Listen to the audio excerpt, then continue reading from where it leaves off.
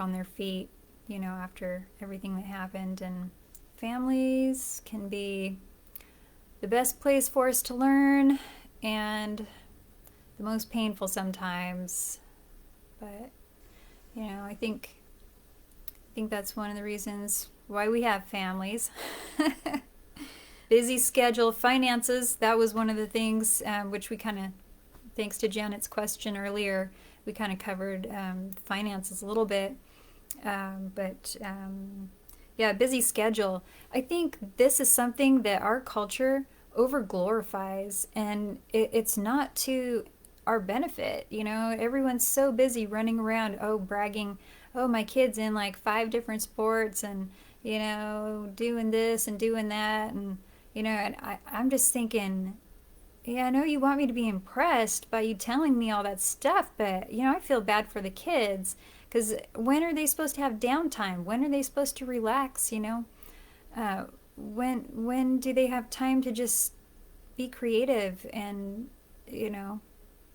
just get to be a kid and whatnot. So I think, and I used to get caught up in that too, and the lesson was brought my way to unencumber myself, and I thought I knew what that meant. And so I started decluttering my house and my office and trying to think like, what stuff can I get rid of? And then I realized, oh no, okay, this is about my time. This is about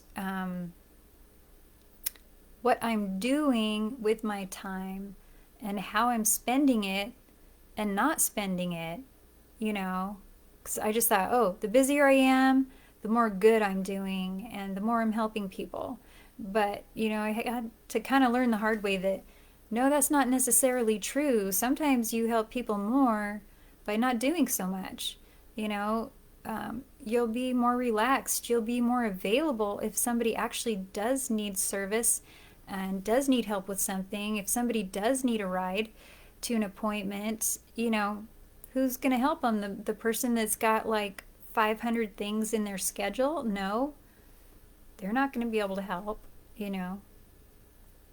I think it goes back to, if the Lord's blessed us with a lot of extra finances, are we being good stewards? Are we using the money that we were given wisely? Are we also using our time wisely? And yeah, you're welcome, Janet. And that can be hard to let go of. It's addicting to just cram your schedule full of stuff. It makes you feel like you're worthy, you're loved, you're more important or something if you're more busy, but it's really not true. It's a false perception. And so, but you have to be able to be brave enough to take the step back, away, and just kind of find out, who you are and what you have more time for if you make more time for time. And once I started doing that, and I'm still working on it. I know I still have a ways to go on that, but I've had so much more peace in my life, cutting a lot more things out of my life. I remember one time I had my schedule book open, and I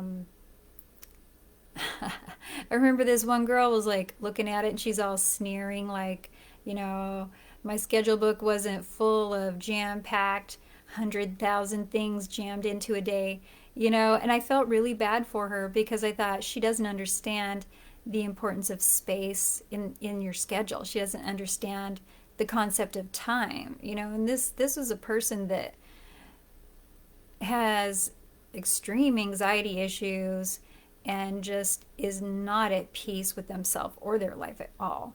And I didn't say anything to her, but I just thought, you go ahead and laugh at the schedule and the spaces and time that I have in my day. That is an intentional scheduling, but oh goodness, I love it. I love it having that time, that space, because when something really truly important comes up and a true need needs to be met, you know, there's not a lot of people that people can call on for help if everyone's schedule's full all the time. You know, we're not meant to run that way. Our bodies can't handle that. And that's part of the reason why you're seeing so many health issues. And, there are all kinds of studies that have been done that stress is a direct correlation with all kinds of health issues. So, I mean, maybe one of these days I'll go into them, but actually I have some posts on Facebook even. You can go through and look at some of my, what are they? Like Modality Monday posts. And I talk about, some of the different things. I might have written a blog article about it. Yeah, there's almost everything goes back to stress. So, and then finances, of course. I hope in the future to be doing some courses on finances, just things that I have learned along the way, things I've studied from the time that I was in my teenage years all through my life, and things that I've applied that, have been very beneficial to me and that have helped me to be able to make ends meet. And let's see. Oh, also, this is probably a big one for a lot of people right now. Paying off credit cards,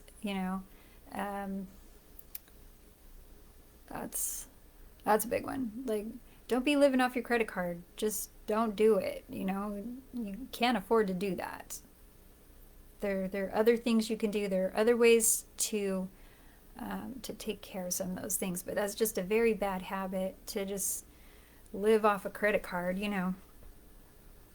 And also, retiring can be very stressful too. You've got change of life, and also your kids moving out of your house. You become an empty nester. I don't remember hearing anyone really talk about how devastating it is to become an empty nester. I felt like I wanted to die when my kids were all out of the house. I just thought, man, who am I now? And I think it's similar when you retire too. It's, you don't have that job. You have to be punching the clock, and you have to be there like Monday through Friday, 9 to 5 or whatever. And you have to kind of redefine like how you're going to use your time and your role in life, and who you are to your family and to yourself. And so any other comments from anyone about things that cause you stress or questions? We've got just a few more minutes here before our hour is up, and so now's your chance to get those in. Of course, this live video will be posted up to watch later, and you're more than welcome and free to put up your questions and comments on. I will read through and answer them, as they come up over time and things like that. So, or if you also have any topics that you would like me to talk about or cover, you can put those in the comment box. You can direct message me or private message me, and on the Facebook page there, and just let me know, and I will try to do some topics on those things as well. Today is part 2 of handling stress during great upheaval, which is what are the causes of stress, part 1. You can watch that if you didn't see part 1 yet. That's up on there. And so there's a couple of different things that we'll still be covering in the next 3 weeks. This is a 5-part series. When I was putting this together, I thought it was just going to be like a one topic, one day kind of thing. But as I was going along, I realized, oh no, this is going to have to be a 5-part series to kind of get through all this stuff and answer questions and things like that. So, Janet, I really appreciate your questions today, and that helped a lot. I'm still trying to figure out how this Facebook Live thing works, so I don't know if it shows like how many people are watching. I know on Instagram it does show how many people are watching, but I haven't figured out where to look to see how many people are watching, so I can't really tell unless people comment or like the video. But if this video has helped you at all, please like and share this video with your friends, and invite them to attend the next week's live office hour. And we'll be talking about handling stress during great upheaval. And we have going on then for today. Just have a little bit more relaxing music to kind of contemplate and think about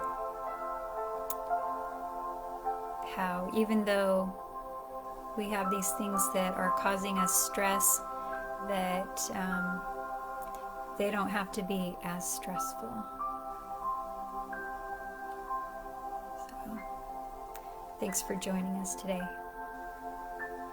And we'll see you next week too.